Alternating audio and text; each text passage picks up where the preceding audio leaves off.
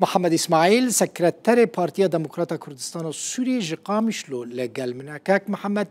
دمت خوش به خیراتی ایرو دو اندامین و اندامین انا کسی هاتن بردان چاوین و مالباتین وان رونی بن چند گرتین و هین لجم ریوبری خو سرمانه راستی از پیروزمایل مناطق مد کنو که خوشیج هر دو کسی گویی رو آزاد بونه آدم سر بردان کامل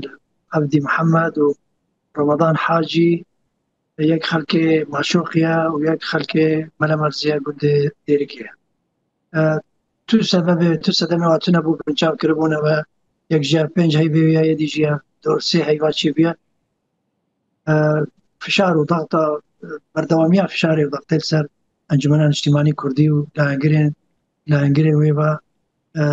به سوج و به بلا و به کس خلق ولا پاريزن حتنا بردن بعد شتکی گرینگ و مهمه قابك بوجي بشتي به يتناقوا مع عبدودي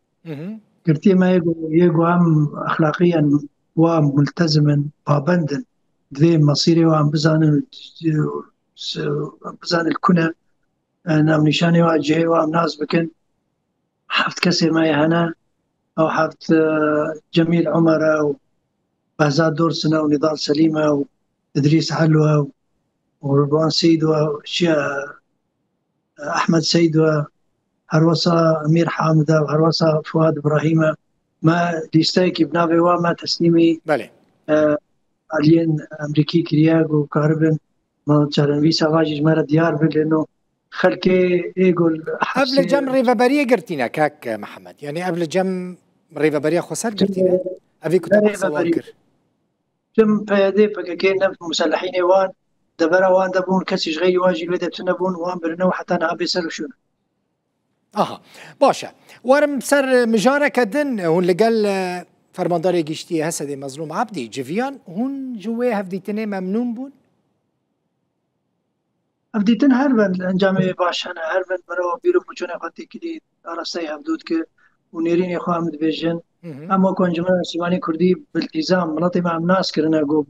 شوازكي ملتزم ونونارتيا قضيه خو نونارتيا مناطق خو هبونا كردات اندري سوريا دا وما في كردايا رواو وحميد تشتيقوا على قدار بقضيه كردي ومناطق كرد امن وارامي وتناهياوي وبيشروجاوي رولاوي بيشروجا سوريا دا ام گفتگو بكم هر كثيره وما بكاك مظلوم را مسألة بحث كرن اوي بحثا هنك مسألة جالية خوا كر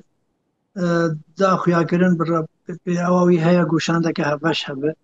ماجي او بنگاوين برينها تشيبوي ودس دريجي وتحاكاتو من بيكرين يقول بحقي انجمن اجتماعي كردي وقرتن وشوطاندنا مكاتبها وزحمتي وطنقابي وتندو تيجي وحتى انها چه سبب تنبوش بوچه حمی کردم تالیه الله انجمن را مجبورن گفت را هرم شامیش جوی که یعنی ملت ما نقشیمه از تاکید کم گفت نفشار السر انجمن اجتماعی کردی گفت چه کم که هبش که حق انجمن اجتماعی کردی هيا گو ما تجربه تعال هنا برينها ما ركفتنا هولير هبو هولير ياك هولير دو ركفتنا دوكيا ركفتنا قامشليا ما اتفاقات ذكرن بشتي 20 رجا بن بيكرن وحزاري دولار نفطي ومسائله وضرائبه وتجارته وإيرو روج بيجان جمانا دفاع جمانا اجتماعي كردي ببرك بغطاء وبيرا هرن شامي جبو حقي كردا شرا اوقا امكانياتي قد كدستوا اوقا تشتيقوا بحقي بلطي ما كرن اوقا او ناب من سببك قابك جيقو كارب بري حقي كردا اذا باشه يعني هون وبحثا مثلا كيف كرنا يعني وبحثا بيش روجي نكر بحثا مسئله که میشه که ما بحثا پیش روز کرده راسته ایران سوریا که نه چه بیا دیوار دیکتاتوریت و ستم حرفی تنگاویال سر ملت سوری بگشتی و هر واسه سر ملت ما کرد او جهرفی و چیه کی بفکر بشواز دیکتاتوریت و قرقرنه و سلاح کنترل بک منطقه و دوی غیری خو بگره تن نتایج جنینه و تن مستقبل جیرانینه جبر به که ما بحثا پیشروجه کرا پیشروجه گو سوریا ایرو پشتی رو خاندنا دیوار ستمه و دیکتاتوریت رژیمه قناغه که دید است بیا شو هنکی جی عتنا سر حکم ما پێویستی پێ هەیە گەلک خاڵە نە ئەمە ڕاستن ئەمیشان دەکی چێکن و هەرن شامێ vê yek ma rêkeftinek hebe مثلا وچه کاک محمد ببورن است خازم لور پرسه کدم بکم و چه جوان خواست مثلا تدبیجی گرگ ریکفتنه که مثلا جبور ریکفتنه هبه داخوازین و این سرکت چه بونش مظلوم عبدی خوازه و گلک تشتبون یک جه دوی پکه که لور تنه بیم فکر ویده درک فکر پیاده و فکر که خوش هفته هم کرد سوریه را هرن شامی نه فکر که برگو ام نکارن ایریش دوروبر و ترکا و حتی پیکات سوریه حتی ملت سوریه حتی پیکات نو عرب و سریان و کدام نکار کسی قانع بکن گونو ام ویدری خل حمیج واد الگران از برگو و هیزه که بیانیه الویده ولید و اب یک جه چراسر بیم باشه فکر که نمینه دویم به پشت هنگ خالین باوریه پیدا ببیش برگو نباوری که نامده پیدا بیا ما گلک اتفاقا کردن و پشتی 20 روزه نگه خالیدان به تشتکی باوری خالین باوریه هبن گاون پراکتیک گاون ملموس گاون خویایی هر وسط طرفی گارانتیدار امریکا و فیلمان او دولتی ضامن بن اگر نه ضامن اتفاقی بن يعني راستيجي هناك زحمتيه هنا وش حقي ما بلاطي ما زانيجي وش حقي انجمن اجتماعي كرديه جو هناك ضمانات بسينه وجارة جديدة سبن بيكرنا بجارة جديدة استفرادنا بجارة جديدة دستوردان مصير ملاطي ما مصير قضية ما يرو قناعة كجماعة حميارة قالك يجرينجا قالك مهمة جبرجو أبيش درفتها هاتيج ملاطي مرة بركي جارة بيس سه صالي بدرفتها سوريا نهدا أم شوا كارن كرد بيك هالويس بن اتفاقا ككردي هبه ام حقوقي خاب هبدور مناقشه بكن ومهرن نا هناك جما بحث حقوقي كردا وهبونا كردا بك وهناك جي جواد دسكفته مدست مدا بهيله بله هناك جبو دسكفته قدس خدا بهيله بلكي خباتيت كن وهناك جبو حقوقي ملاطي كرد بيشروجا ملاطي كرد ودستوره كانه سوريا ده بوتشاوا رولا كردات بيشروجا سوريا ده اما جدار حميد هبدور بابند بجبو خاطري هبونا هين يا مناطق كرد مدري سوريا ده دو ما في قلي كرد الروا سي رولا في شرجة سوريا ده مساريها بكم دستور سوريا ده باري كاري مستندن قال حمي بيكاتن سوريا قال حمي آينو دنتوا حمي كس وان كردجي وياكي تايبت قالكي باش قالكي باش كاك محمد وان تشجوا خوست مظلوم عبدي تشجوا خوست مظلوم عبدي بيجي تشتوى محقن تشجوا خوست تشتوى محقن تشجوا تخوستن تشجوا خوست نا اوي ناتجمع ما اوي تشتخ الرايه خقود مجي رايه خقود وفيش رافجا طرفي جارانتيدار طرفي بيوانديدار طرفي بيمانيان دولتي ناب واجي بينن لانه ام مظلوم روشتنا من بيانا كيرا روشتنا من بيادير روشتنا مشكله اساسيه مو بيادي يعني جوات تشتك ناي خواستن كاك محمد اتخازن ببزان مدى خازن وفهم كرن جو مظلوم عبدي وچه خواستيه جوا هيچ تشتك نخواست كو يعني مثلا ماينا ودنا واتلاف ده نيزك بونا وش تركيا مثلا هناك هفالين والشامي ولا هناك جهندن ايرشي ريبابريا خسروا مظلوم عبدي دكانوا يعني تشتك جوا نها تخواستن لا ابناء تفاصيل ما خلق شيء ما بخازن خلق نابج قرتيه وابرد نابج تعويضه مكاتبه واي شوطي بكن نابج وطنقابي ما تشتكي سروا نكريا حتى اقول خلق تشتاج ما بكون يعني ازما مثلا قرتني ما بحث كرتا قلت اوفيس شوطاندن از باردك مالفي داري بدهجارن بحث كريا اوفيسين واهتنا شوطاندن حق الوبويا هفالين واهتنا قرتن هفالين واهتنا درسينور كرن ابو باشك وجوان را قوتيه يعني تخازن بزن بجوان نه تخواستن کو دي هون دوري ائتلاف كفن بهتر نزيكي روجاوي كردستاني بن؟ لا تخصن لا تخصن جي ائتلاف الفيمانيتي السياسية ممكن في روجاوي بردوام بمينه ممكن هناك بحيث بمينه هناك جي دار كفن لا هاي بالمنا بارتين سياسي سوري ده ام حمي يعني له بابندن ام حمي مصلحة ملاطي ما يجي ام حمي بيكاتي سوري ما ائتلاف نما كاك محمد ائتلاف ما تروا ائتلاف نما ما ائتلاف تشتي ما هي تكليه مرجلوا بارتين سياسيه ائتلافي بردوامياوي مصلحه فايده ملاطي ما تخسر ما تدنينه باشه استشتكيت خازن بزن وهو ائتلافي والسر ما فين كردان للسر ما في لها فكريه كون سبي يعني وند بيجنا بجنوب ائتلافي درناك مثلا وهو ائتلافي والسر هفكريه كرد ببن خديه ما فيكي فدرال للسوري مثلا فدرال من بس بلغنامه قومه ائتلاف مذكري حتى نهاية كمين بلغنامه كسكي بيكات سوري تشتكي زيدايوي وقاي ويجي قبول نكريه راسا لا نسخ في خستنا مايا باشا هوندا مثلا ائتلاف ناف ائتلاف اذا داخوازن و چه نجبو كردان اتخازن في بزانب بلغاكي مذكري هبونا كشاية كردي كشاية كشتية سوريا دادويج على سربه هر وسا هبونا مع ملاطي كرد وما في روا باوري بهبونا نتوا كردي افدا سوريا خوازا دادويج كجيشتيا كاك محمد اسماعيل انا كس هيزي سياسي سوريا حتى انا قبول نكرناش غير ائتلاف افدا خوازا كجيشتيا ما فين بيكاتين ما فين خريستيان و دروزيان وعلويان ويدنجي لهنا يعني ام بيكاتيا دو يمل السوري تزاني كرد بيكاتيا دو يمل السوري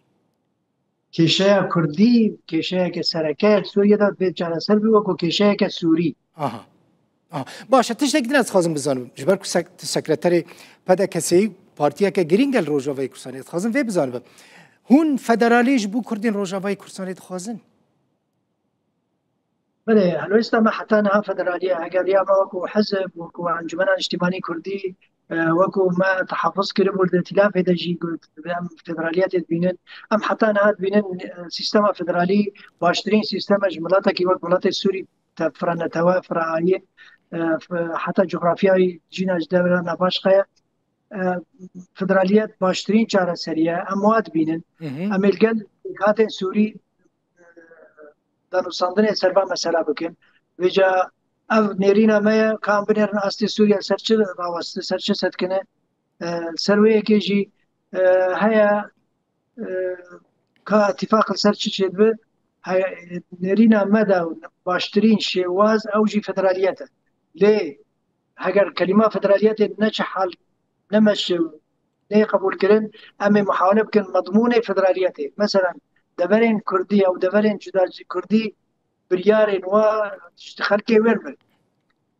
mesulînê wa berpirsê wa ji xelkê wir bin parêzerê wa ji xelkê wir bin ji vê yekê ev dîsa biz sîstemeke federalî terh dike bêg û tu bi navê federaliyetê terh kir em hey pabend ku em dibînin û em eşkere ji hemî pêkatê Sûriye re dibêjin baştirîn çareserî ji welatekî wek welatê Sûriye re nîzama federalî باشه جغرافیا کمال وی داره هی السوری هون چاوا دبینن یعنی ناولید کن هون ناولید کن مثلا کردستان و سوریه نک ناولید کن روجاوای کردستانه هونی چاوا وی یکی به اپوزیسیون را چاره سر بکن یا جی گوتو بیج بکن هر وی بمینه روجاوای کردستانه یا جی کردستان سوریه ام ناولید این کردستان سوریه جی دبرین کردیت سوریه جی روجاوای کردستان جی مثلا مصطلحاتها اول ده بلكي جم نجاة پرستان جم هناك نتوا پرستان سوريا هناك ايديولوجيات طنق جموا قالك زحمت بو هدي هاتيا درباس كرن هاتيا قبول كرن بيانامه مدى تصريحات مدى داخلين مدى هدي واد مشي وبيات هايبت بنديك يا مناطق ما وحقك ما طبيعيه وما مناطق تايبت منديا ما هي نتواياكي جدانا ما قال قرباني وزحمتي وطنقابي ومتوشي تندو تيجي قالكي بونات سوريا دا بلكي بترين ما بوزيسيون كريا وتجي رجيمي بري با حمي بيكاتين سوريا جي ما قرباني دا اضعاف واجي دانينا مش حق ما مارسات تايبت منديا فكن سوريا هون لقل ويا كينا كاك محمد كو هسدي وكهيزا ككردي الوربمينا أنا حسد أو شاوي ما دسبيك أم نرازينا براستي دسلاتاريا كرديد ودبري عربات يعني دسلاتاريا ودبري الرقة ودير الزور وحتى غويرانا حسكي أم نبي بابد ونجمتي زحمته وطنقابه براستي جي أنا شاشتياوين هاتي خويا كرن عرب قال كي تند نابجن قصدي أنا حسدي أن كسكي كريا أو دبيجن كردها والمكر يعني أزو تجي متهم من قمات أو تعدارك وهاتي كرين قماجي كريا ملاطي عرب أو مثلا نجي راضيبون أم جد الكرام بون ما تقول سياستك الشاشة شاوى أم ناخوازن عرب يرقى بدير زوري بين دبري ما حكم بكن أم جي ناخوا أو جي ناخوازن كأمهرن وحكم بكن وشاواش حقي مايش حقي وايش جبر بيكي وجام أم تشكدار ومسلح وهرن سر مالي وسر خلقي مثلا عربي الجموع قالك زحمته وحتى انا هاجي هر مالك عرب قصتك ويها چروک وی هنه و زحمتی وی هنه برینه که کور ناو مواد و من خواست برینه ها چیه روز حرکات سیاسی کردی چی بوی حتی نه ما اطنان گوتنا سر براتیا کرد و عرب و سر پیکوجیانه و سر ضرورت هر دبرکی اداره ویش جمعی به خلق ده هر دبرکی نهاجی فدرالیت هم تخوازن به هر منطقه که او اداره خوب کن خلق وی ادارات مدنی او اداره خوب کن مناطق عرباجی او اداره خوب کن مناطق کرداجی ام خو حق ما يجي وامشي اداره خوب کن باش اذا تشتغل مش خرج خاصه مش غير خارجي اها يعني هون دبيجن برا هسه بمينا حل نبا لكرد نعرف بمين يا بلا لهون دبيجن برا ندس عربون يا هاتن كبيس